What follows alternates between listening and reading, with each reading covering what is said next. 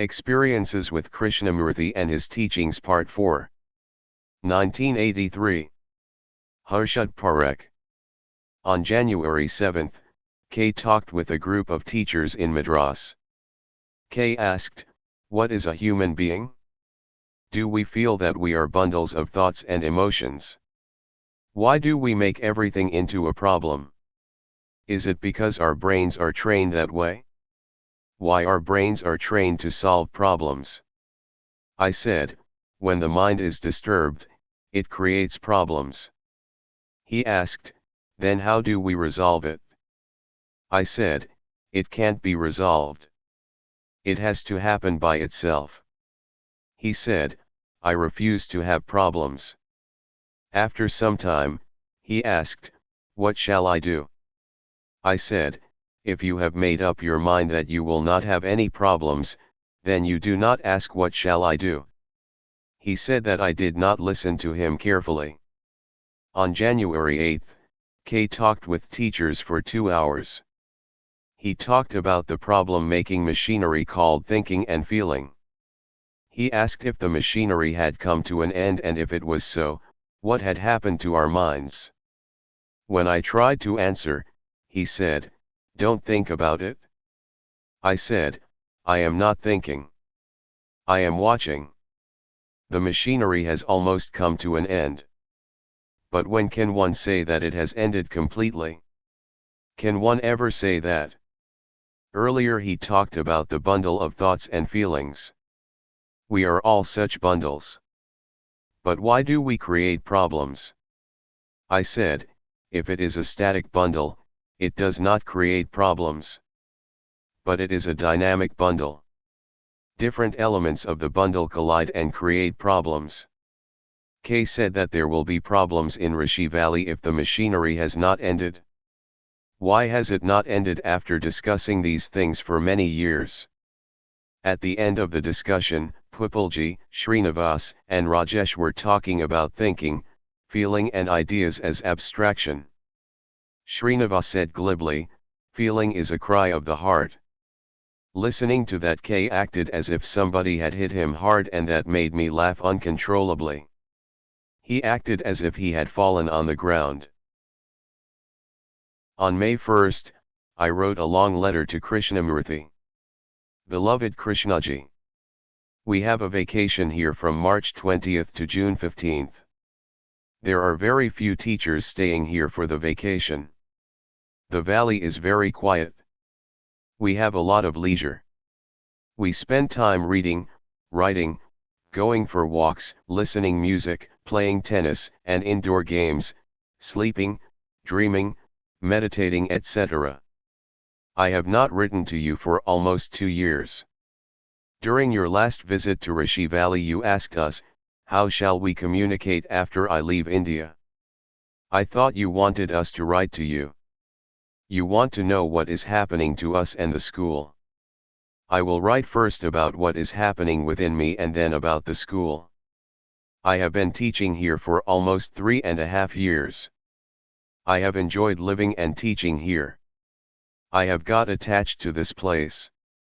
Every day is fresh. The eyes have become sensitive to beauty of things and people.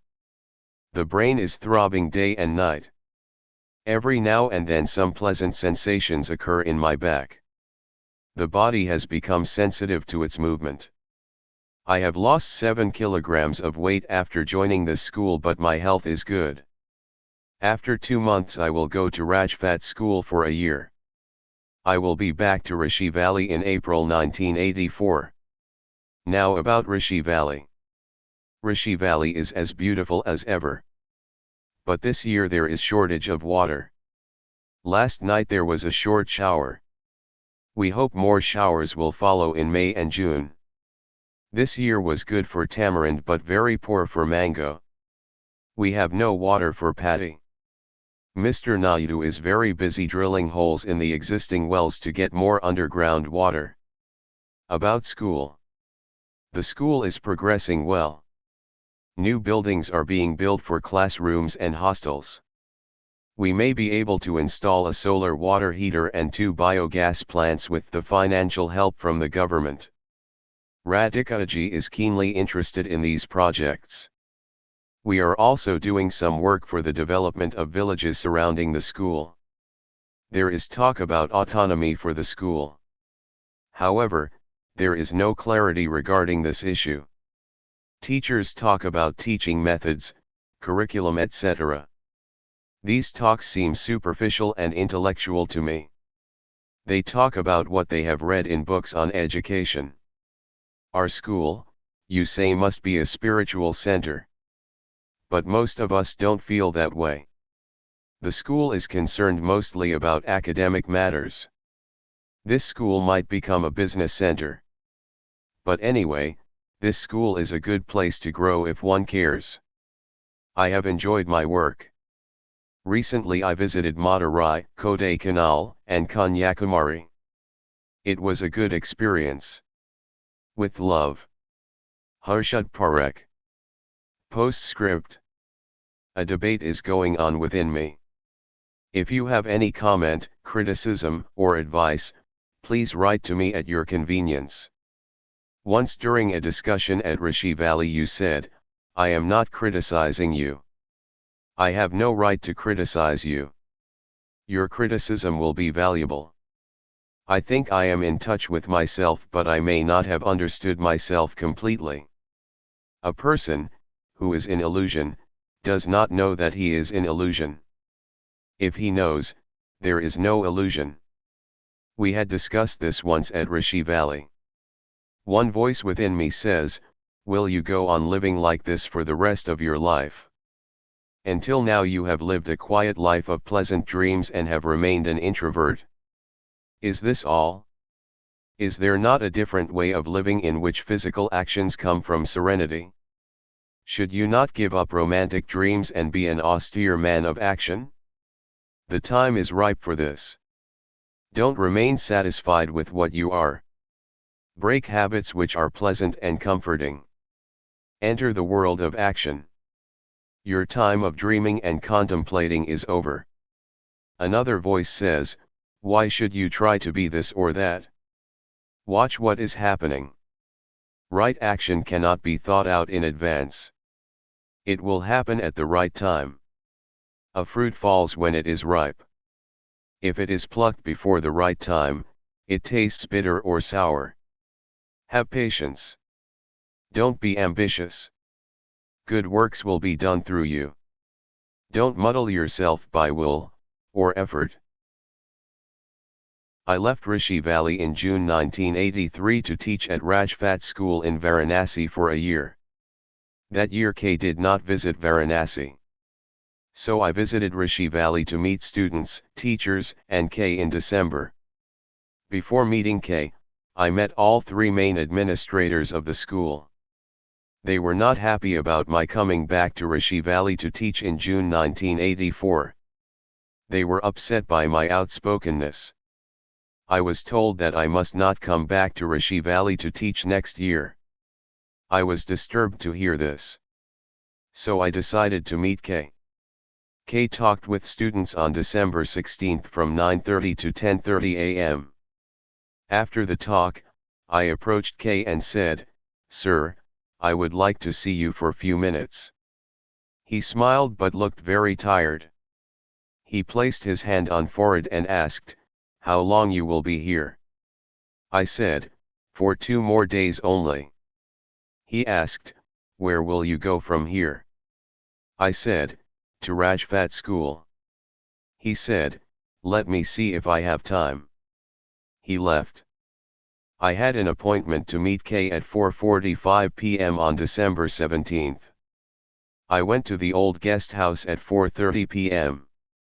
Dr. Parchura asked me if he could discuss with me before meeting K. I said yes. He started asking simple questions and slowly developing a clear picture of what I wanted to say to K.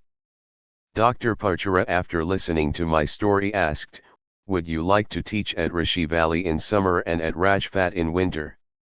I said, that would be nice. I want to avoid summer at Rajphat.